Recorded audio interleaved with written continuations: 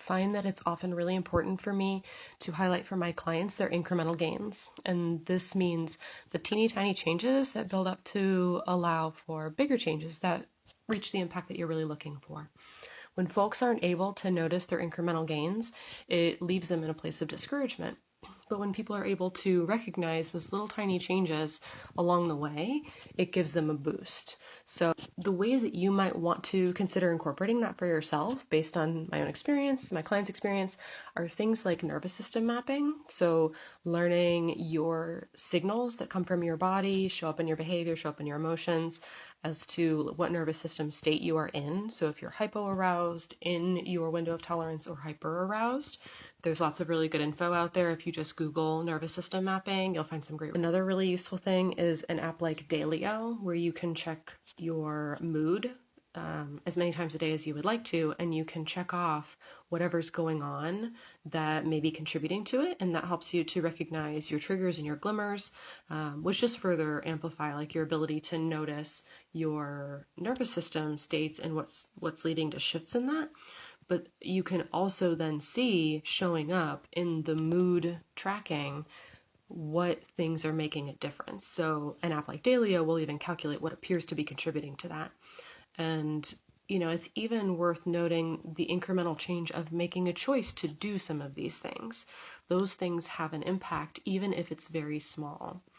Another good example would be something like journaling. That's a good space. I think that's something that I don't see my clients using as much as I think might benefit them, honestly. Like, I do encourage it. I don't push it heavily, but I do think it's a good resource. And I think when folks use it, they find it beneficial.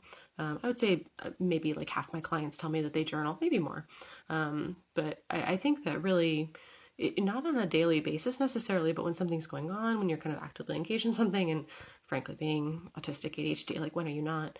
Journaling can be great. It can just get stuff out of your head, and it's not going to resolve everything, but looking at it from that incremental change lens can help you recognize, maybe those small gains. And sometimes too, it's hard to recognize those on your own, and it really does help to have somebody else who can notice that and share that back. And so that's something that I get to do as a therapist for my clients, and I'm able to do it for myself to a pretty good degree at this point in my process. But it took a long time for me to be able to get there. It took a lot of work and a lot of therapy. I did not do that on my own. So I hope maybe some of this will be helpful for you, and those things can really sustain us when the backslides hit, because even something like a backslide, you might be able to notice how you're handling it differently. So an example that is mine to share is I was recently going through a period of recovery from our recent family trip.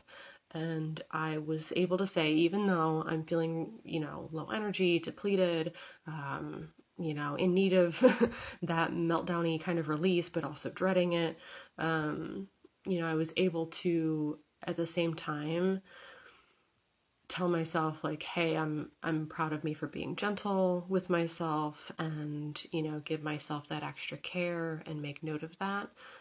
So that was sort of a way of keeping an eye on the incremental positive change, at the same time as noting like, yeah, this is not the energy level I wish for in my day-to-day. I don't feel as regulated as I was feeling before this big challenge, but that's not surprising because this is a big challenge I just got through. That kind of self-talk was helpful, and that's kind of based on the concepts of incremental change. And please do feel free to share back about any ways that you, make note of your incremental change.